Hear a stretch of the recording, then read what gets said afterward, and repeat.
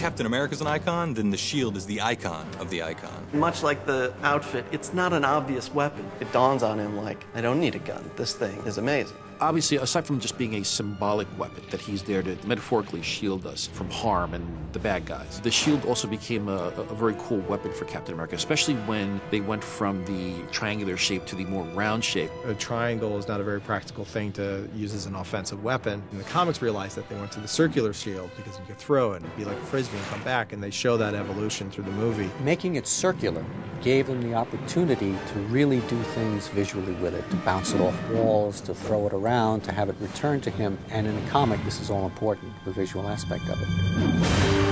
600 issues into the Cap comics, he still is able to do things with the shield you've never seen before. And it is always the challenge of our movies to bring that two-dimensional image to life in a three-dimensional film. One of the things that I tried to bring to the design was some sense of realism. We wanted to try and bring some depth and give the camera something to play with reflections and really cool battle damage.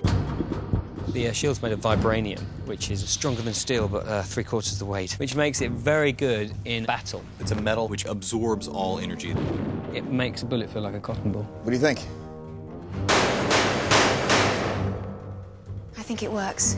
Believe it or not, for just a circular shield, we had 6 different sizes, we had different depths. We went through various metal spinnings to try and get the correct shape. We had to get this so it hugged Chris's body, so that it actually fitted his arms. They have so many different shields in this film. We have the heavy shields for the shots where he needs to block myself, or it's going to be a close-up and it's this nice, shiny metallic. We have rubber shield when I'm actually knocking someone out with it and I actually got to hit somebody. We've had a couple shields that are magnetic for when I got to slip it on my back. And then we'll use no shield at all every now and then. Every now and then we'll have to do a shot where I have to throw it, and those just CGI it. The toughest thing about the shield was making it believable that this guy could throw this thing, have it bounce off something and take some guy out, and have it come back to him.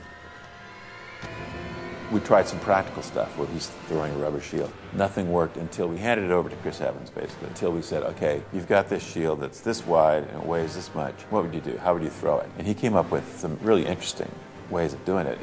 He had nothing in his hands. He's just miming the action. It was basically Chris Evans' ability to mime throwing and catching that shield that made it work. It's very underrated, that kind of stuff, because if an actor doesn't get it right, there's nothing that we can do to make it work. You know, we can only work with what the actor gives us, and he's great. He just performs every time. I mean, always making sure not to make it look like a frisbee, not to make it look like a boomerang, but always giving it sort of a special arc so that it moves in a particular way, it bounces off of things.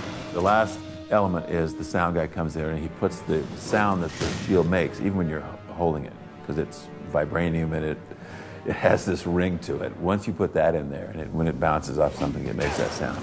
It's totally real.